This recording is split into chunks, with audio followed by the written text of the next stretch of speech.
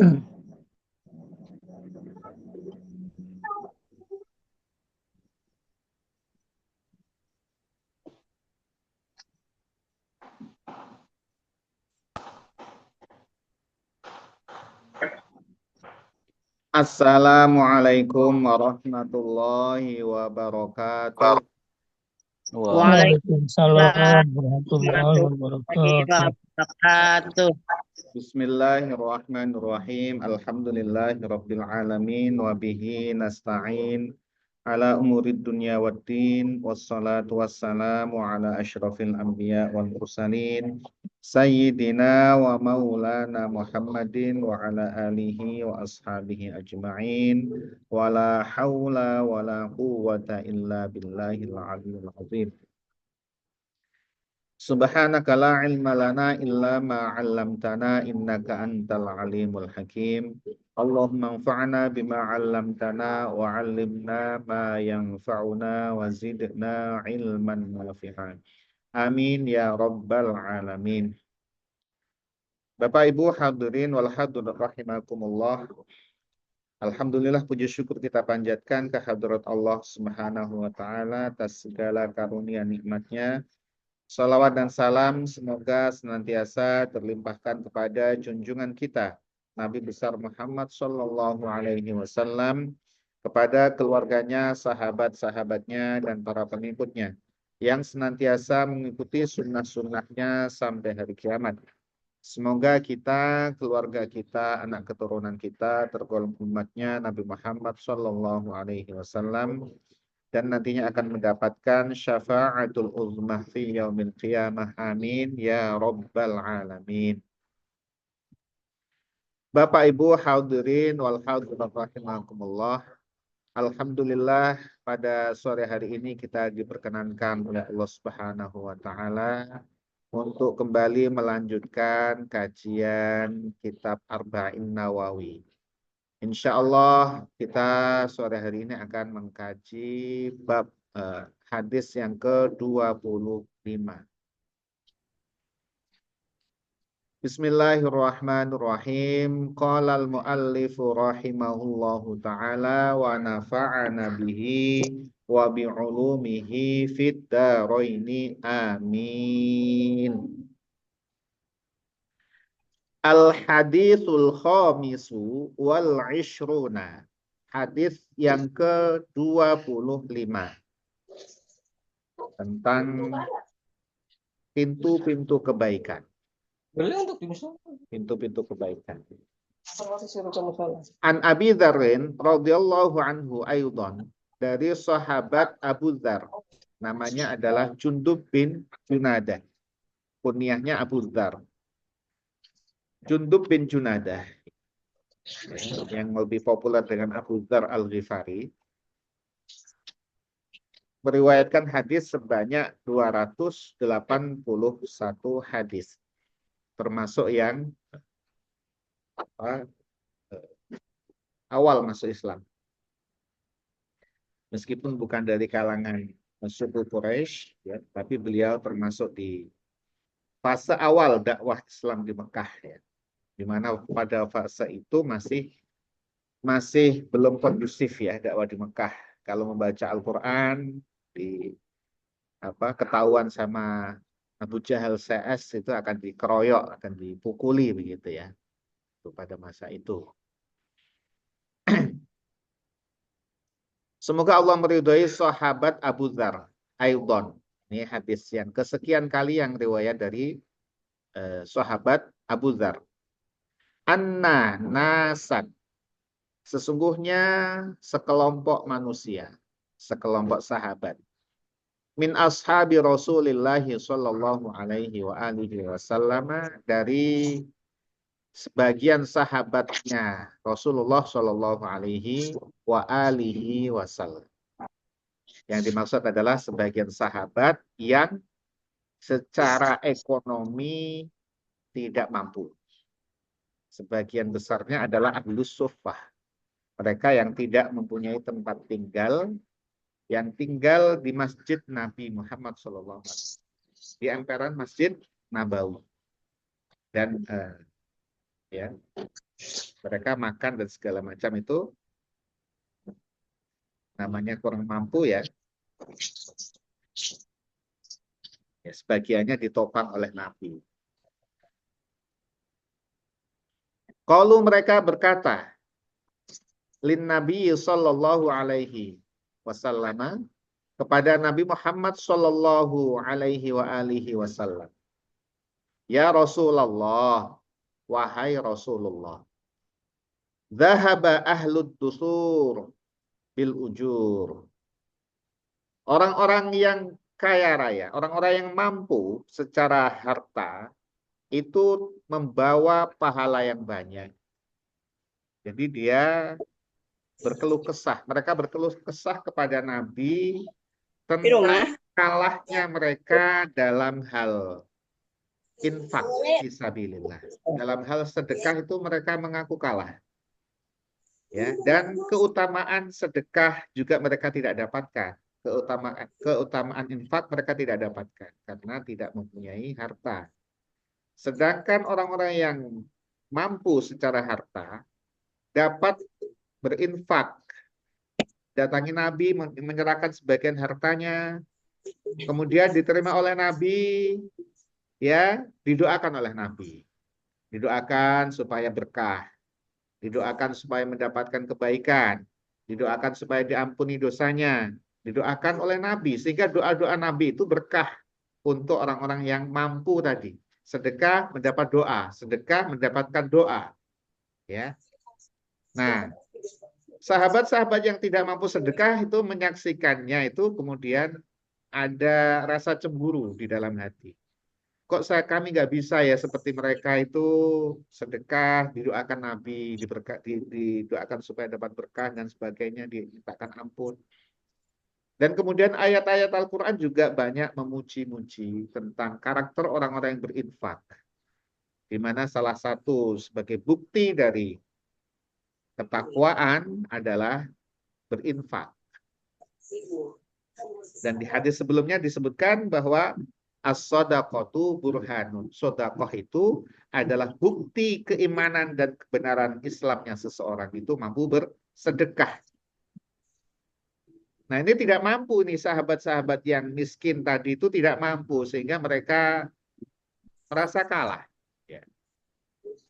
Yusalluna, mereka sholat. Ahlud dusur tadi, orang-orang kaya tadi mereka sholat. Kama nusolli, sebagaimana kami juga sholat. Wayasumuna, dan mereka berpuasa. Kama nasumu, sebagaimana kami juga berpuasa. Ya, kami puasa, mereka puasa. Kami sholat, mereka juga sholat. Tetapi wayatasoddakuna, mereka bisa bersedekah bifuduli amwalihim, dengan kelebihan harta mereka. Kalau kami tidak bisa, sedangkan harta yang kami punya itu hanya untuk kebutuhan sehari-hari, itu pun masih kadang kurang. Sedangkan orang-orang yang punya harta banyak, sudah cukup kebutuhannya hari-harinya sudah cukup, kelebihan hartanya dia sedekahkan. Sehingga mereka dipuji-puji sebagai orang dermawan, mendapatkan doa dari Nabi, ya, dan sebagainya. Ya. Nah, jadi mereka berkeluh kesah di hadapan Nabi sampai sebagiannya berkurai air matanya. Inilah kebaikan para sahabat ketika merasa ada sesuatu yang tidak bisa mereka capai. Sesuatu itu prestasi ibadah ya, prestasi kebaikan. Bukan dunianya yang mereka iri. Bukan dunianya yang mereka iri yang bisa makan, bisa gini, bukan. Tetapi sedekahnya itu dan doanya dari Nabi itu yang mereka itu inginkan. Ya. Jadi sama sekali sahabat-sahabat yang miskin tadi itu mengharapkan menikmati harta itu tidak. Tetapi keutamaan infak itu yang mereka, kok kami nggak bisa gitu. Ya. Jadi berkeluh kesah di hadapan. Qala, maka bersabda Nabi Muhammad sallallahu alaihi wasallam, menghibur hati para sahabatnya yang sedang sedih, berkeluh kesah, dihibur oleh Nabi. Jadi ini karakter pemimpin yang baik ya begini ya. Bukan ketika berkeluh kesah malah dibebani ya. Ini dihibur oleh Nabi. Ada jalan, ada solusi bagi mereka. Awalaisa, bukankah qad ja'alallahu lakum, sungguh Allah telah menjadikan kepada kalian ya sesuatu tasaddaquna atau tusaddikuna yang kalian bisa sedekahkan. Bukankah Allah telah menjadikan ya sesuatu yang lain yang tidak mesti berupa harta yang bisa kalian sedekahkan? Inna bikulli tasbihatin shadaqah. Sesungguhnya pada setiap ucapan atau zikir tasbih, baca subhanallah, ya, setiap membaca subhanallah itu sodakotan, ya, itu adalah senilai dengan sedekah. Artinya sedekah pahalanya. Di ucapan subhanallah itu pahalanya senilai dengan sedekah. Ya. Tidak mesti pakai harta, pakai subhanallah bisa bernilai sedekah. Wa kulli takbiratin, dan wa kulli takbiratin, ya. Wa inna bikulli, maka ini wa kulli. Wa kulli takbiratin, dan di setiap takbir membaca Allahu Akbar, sodakotan itu bernilai sedekah. Ini Allahu Akbar juga bernilai sedekah. Wa kulli tahmidatin, dan setiap tahmid membaca alhamdulillah, sodakotan juga bernilai sedekah. Wa kulli tahlilatin, dan setiap bacaan tahlil, baca la ilaha illallah, sodakotan juga bernilai sedekah. Wa amrin bima'rufin, dan amar ma'ruf, sodakotan juga bernilai sedekah. Mengajak orang berbuat baik itu bernilai sedekah. Apa saja kebaikan yang diajak itu bernilai sedekah. Wa nahyin an mungkarin, dan mencegah pada yang mungkar, sodakotan juga bernilai sedekah. Banyak pintu-pintu kebaikan yang bisa menjadi sedekah. Yang barangkali orang-orang yang ahlud dusur, orang-orang yang kaya itu kurang dalam hal ini. Kenapa kurang? Karena kalau sudah urusannya dunia banyak, ya, urusan pekerjaan, urusan harta itu banyak, maka mereka berkurang dalam hal ini, gitu. Dan ini bisa menjadi ya sisi yang bisa ditutupi oleh orang-orang yang kekurangan harta tadi, karena tidak banyak harta yang dia urus, tidak banyak pegawai. Ya, kalau punya banyak pegawai kan banyak urusan, pikirannya ke sana, ya, waktunya juga dicurahkan untuk itu. Sedangkan orang miskin yang nggak punya beban ngurus uang, ngurus orang, maka dia bisa memperbanyak sedekah itu. Subhanallah, alhamdulillah, subhanallah, alhamdulillah, dan seterusnya. Ya, baca kalimat-kalimat thayyibah ini, gitu ya. Nah, sehingga kemudian kalau engkau optimalkan ini yang tidak bisa dioptimalkan orang kaya, kalian bisa menyamai mereka. Sama.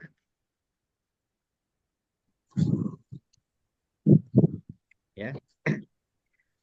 Tetapi ini tidak berlaku bagi yang kaya.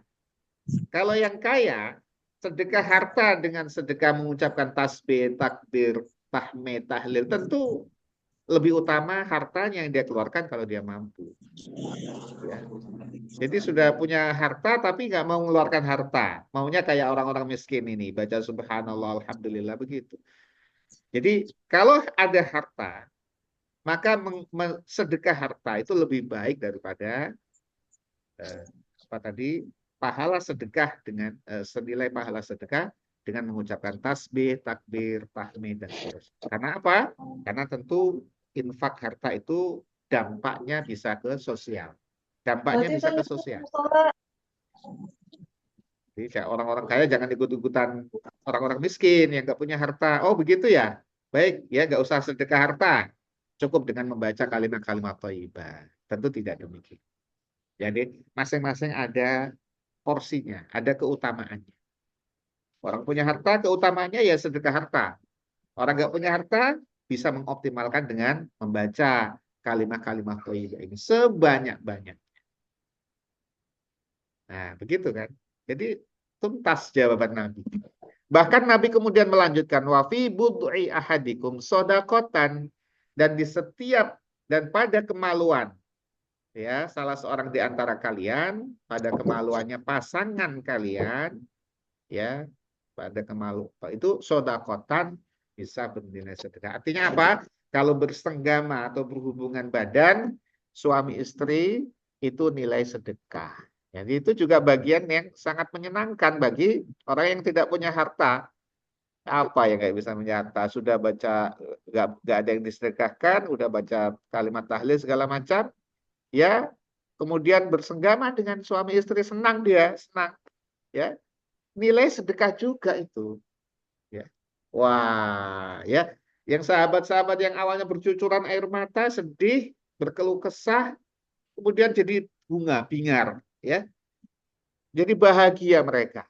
Inilah pemimpin sejati Nabi Muhammad SAW sampai tuntas masalahnya. Kesedihan mereka terurai semua. Ya, terurai semua. Kalau berkata para sahabat tadi yang berkeluh kesah, ya Rasulullah, wahai Rasulullah. Meyakinkan lagi. Ayati ahaduna, apakah salah seorang di antara kami mendatangi atau memenuhi syahwatnya. Ya. Apakah, ya, jadi sahabat heran ini loh. Kalau baca kalimat thayyibah itu ya biasa ya, ya bisa diterima. Ini kok bersenggama, ini kok menjadi sedekah ini ya, sesuatu yang wow wow gitu ya kalau sekarang. Sesuatu yang wow gitu ya. Kalau orang sekarang itu ya, wow bener ini gitu. Nah, apakah di antara kami kalau memenuhi syahwatnya, kesenangannya terhadap pasangan, senang-senang kepada pasangan, wa yakunu lahu fiha ajrun, apakah itu mendapatkan pahala dalam menuruti kesenangannya kepada istri pasangannya itu? Dapat pahala ya Rasul? Ditegaskan oleh mereka. Qala, bersabda Nabi Muhammad sallallahu alaihi wasallam, "Ara'aitum, tidakkah kalian tahu, law wada'aha fi haramin?" Sekiranya seorang itu meletakkan atau memenuhi syahwatnya, ya, meletakkan syahwatnya itu memenuhi syahwatnya fi haramin, pada tempat yang haram, artinya bukan pada pasangan sahnya, akana alaihi wizrun, apakah itu berupa dosa? Akan menjadikan dia berdosa? Jelas ya Rasul. Ya tentu kalau siapa mencium siapa yang bukan haknya, mencium istri orang, ya pasti dosa. Ya, memegang pasti dosa itu. Ya, memandangnya dengan syahwat, ya dosa. Ya, dosa semua. Fakadzalika, maka demikian juga idza wada'aha, ketika dia meletakkan syahwatnya atau memenuhi syahwatnya itu fil halali, pada tempat yang halal, yaitu pada pasangannya. Karena lahu, maka itu menjadikan baginya ajrun, pahala. Dapat pahala dia, ya. Jadi kalau melihat dengan syahwat orang lain, ya istri orang atau orang lain perempuan, dosa. Maka kalau melihat istri dengan syahwat, pahala jadinya ya. Waduh, Masya Allah. Mencium orang lain dosa, mencium istri pahala gitu ya. Apa gini jadi ya. Pahala banyak banget begitu. Wah, belum lagi ngobrol sana kemari, yang penting tidak ghibah. Itu nilainya pahala semua. Ya, ngobrol ya. Kita mau pulang mudik kapan ya? Ya sekian, oh, jangan ini nanti ngobrol terus gitu ya. Pakai bis ya, atau saya sudah ngobrol aja silahkan. Itu waktu diisi dengan ibadah terus. Wah sahabat ini, wow. Maka kalau sama istri jangan diem-dieman, ngobrol lah. Ngobrol apa gitu ya. Ya segera. Yang penting tidak ghibah. Ya, itu bukan mubah itu. Ya, ngobrol sama istri itu bukan mubah. Mubah itu kalau ngobrol sama teman. Kalau udah cukup obrolannya, lebih dari itu tuh jadi makruh. Ngobrol sama teman nih, kebutuhannya udah cukup, lebih dari itu ngobrol itu makruh. Apalagi gibah ya jadi haram. Tapi kalau ngobrol sama suaminya, sama istrinya, mau berjam-jam itu pahala terus isi. Apalagi ngobrol diselingi dengan cupitan, ya. Nanti dengan, ini yang udah suami istri ya, yang belum ya, bayangkan aja lah ya. Ini kan ada yang belum nikah ini masalahnya ini ya.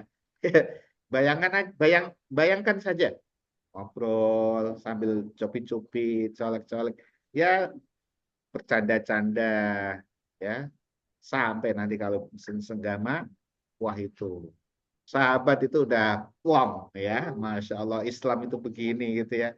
Ya, jadi selalu ada solusi yang kaya punya keutamaan ya dengan sedekahnya, yang miskin punya keutamaan dengan berbagai macam pintu kebaikan yang semua bernilai sedekah ya. Masya Allah, termasuk senang-senang itu sedekah juga ya. Rawahu Muslim, meriwayatkan akan hadis tersebut adalah Imam Muslim. Itulah kalau kita ya, ya kan, merindukan sosok Nabi Muhammad SAW hadir di tengah kita yang selalu memudarkan masalah ya, selalu ada solusinya ya. Masya Allah. Kapan hadirnya?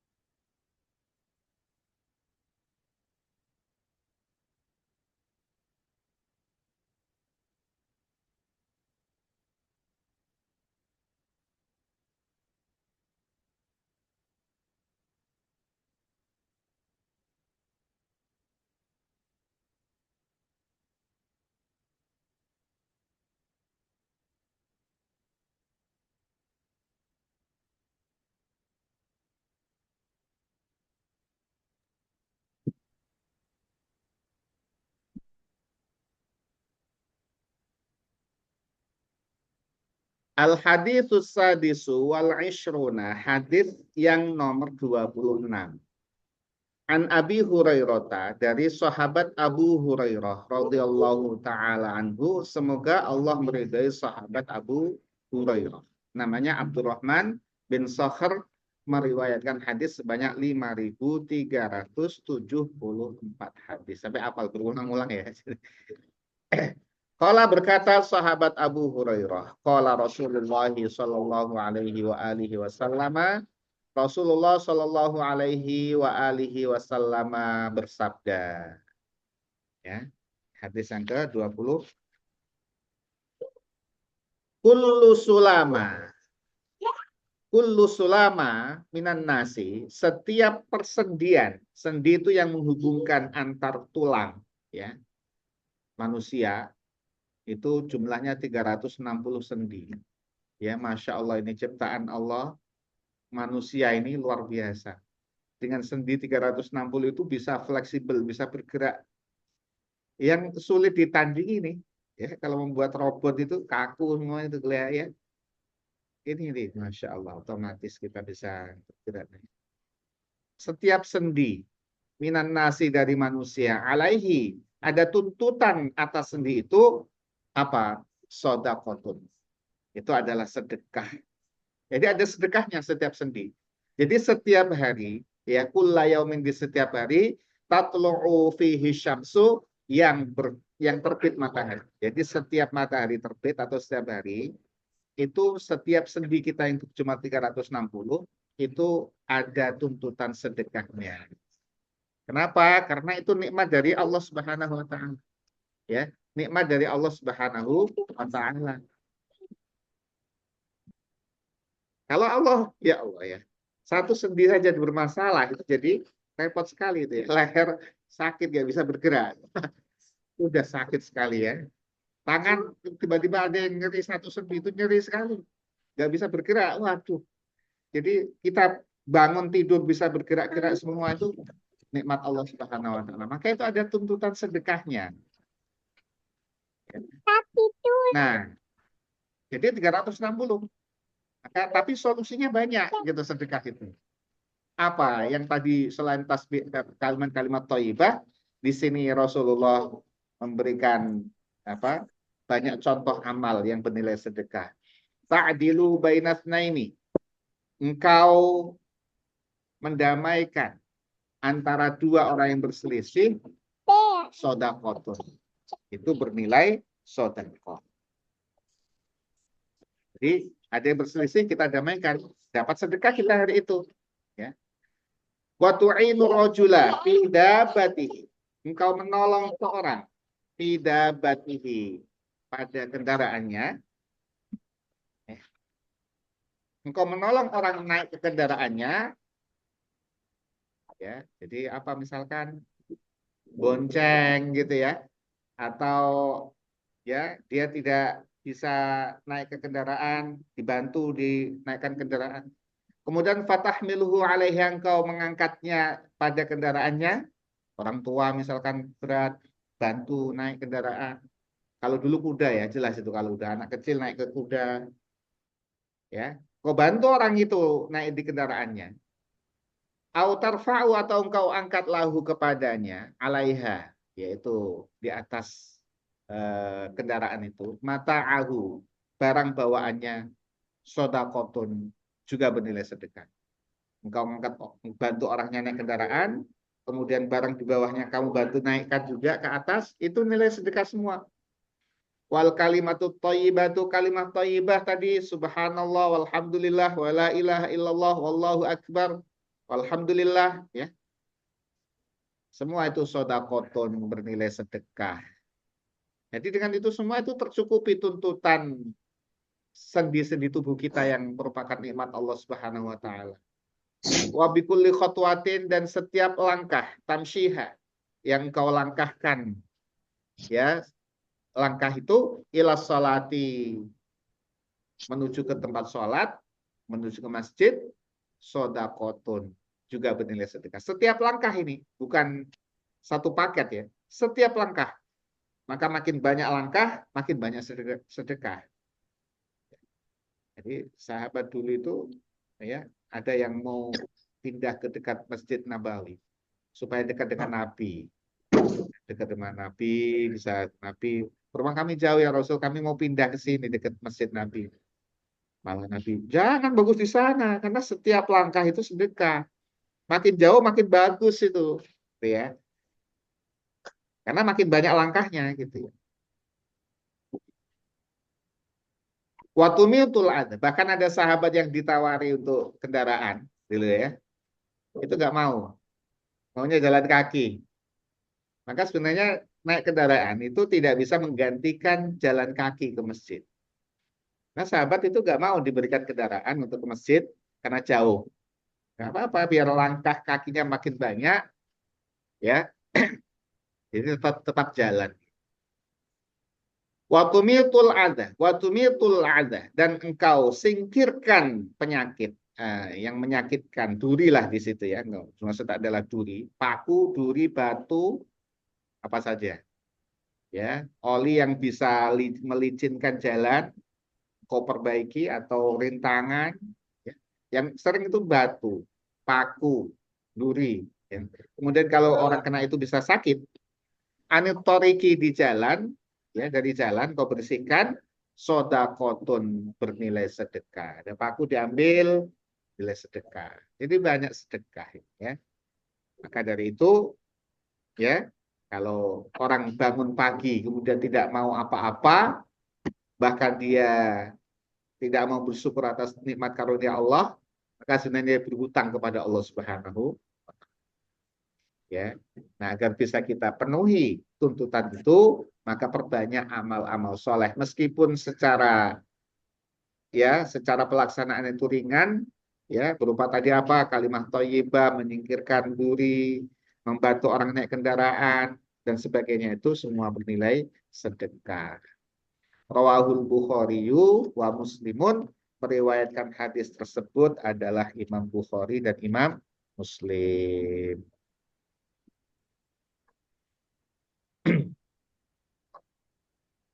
Al-haditsus sabi'u wal ishruna, hadis nomor 27. Anin Nawas bin Sam'an, dari sahabat Nawas bin Sam'an. Ini termasuk sahabat Nawas bin Sam'an, ini jarang yang mendengar ya. Masuk dari sahabat yang dekat dari Mekah Madinah, dari Syam. Ya, beliau meriwayatkan hadis sebanyak 17 hadis. Ya. radhiyallahu taala anhu, semoga Allah meridai sahabat Nawas bin Sam'an anin Nabi sallallahu alaihi wa alihi wasallam, dari Nabi Muhammad sallallahu alaihi wasallam, qala, beliau bersabda, al birru husnul khuluqi. Al birru, kebaikan itu adalah husnul khuluq, akhlak yang mulia. Jadi akhlak yang mulia itu kebaikan. Ya, apa saja akhlak yang mulia, di antaranya adalah dermawan. Jadi orang dermawan itu memang tabiatnya dermawan, bukan pikir-pikir gitu ya. Jadi kalau mau sedekah masih mikir-mikir, itu belum dermawan itu. Dermawan itu sedekah. Jadi kalau ini sedekah nanti gini, nah itu belum dermawan. Jadi karakter yang ada, yang tanpa berpikir panjang, itu akhlak namanya. Di akhlak itu karakter yang tanpa harus berpikir dulu. Itu menunjukkan akhlaknya. Lihat saja kalau ini kemudian dia, kalau berpikir dulu itu belum jadi akhlak. Jadi sudah karakternya. Nah, karakter itu bisa dibiasakan dengan tuntutan akal. Jadi kalau dibiasakan baik, nanti akan menjadi karakter baik. Maka perlu dibiasakan itu agar menjadi akhlak. Wal itsmu, dan dosa itu, sesuatu haka yang bergemuruh, bergejolak fi nafsika, di dalam jiwamu. Wa karihta, dan engkau tidak mau, engkau tidak suka, ayat teli'a, sesuatu itu muncul, alaihi, kepadanya, an-nasa, yaitu manusia. Ya, yang diketahui manusia. Yang tidak ingin diketahui manusia itu dosa. Jadi kalau melakukan dosa, awalnya itu ada gemuruh di dalam hati. Wah, ada pertentangan di dalam hati. Itu tandanya ya hati kita, cahaya yang Allah titipkan di dalam hati kita itu masih ada. Cahayanya masih ada. Maka ketika ada satu kegelapan, satu keburukan, itu akan bertentangan itu. Karena apa? Cahaya dalam hati itu akan didesak oleh kegelapan. Sehingga ini akan terjadi pertentangan di dalam hati. Itu adalah dosa. Dan engkau tidak ingin itu diketahui manusia. Maka kita bisa menilai sesuatu itu, kalau hati kita tenang, hati kita lapang melaksanakannya, maka ya itu adalah petunjuk kebaikan. Tapi kalau ada pertentangan hati nurani, maka itu adalah tandanya dosa. Rawahu Muslim, meriwayatkan hadis tersebut adalah Imam Muslim. Masih ada ya. Ini kita akan lanjutkan di besok pagi, besok sore insyaallah. Wa an wa bisah radhiyallahu anhu wallahu a'lam bishawab. Bapak Ibu hadirin wal hadirat rahimakumullah, demikian kajian kitab Arba'in Nawawi untuk kesempatan sore hari ini. Semoga petunjuk-petunjuk Rasulullah Shallallahu alaihi wasallam bisa kita terima dengan baik dan bisa kita laksanakan dalam keseharian kita. Amin ya rabbal alamin. Mari kita tutup kajian kita dengan membaca doa kafaratul majelis. Bismillahirrahmanirrahim. Bismillahirrahmanirrahim. Subhanallah. Asyhadu an la ilaha illallah. Wassalamualaikum warahmatullahi wabarakatuh. Waalaikumsalam warahmatullahi wabarakatuh.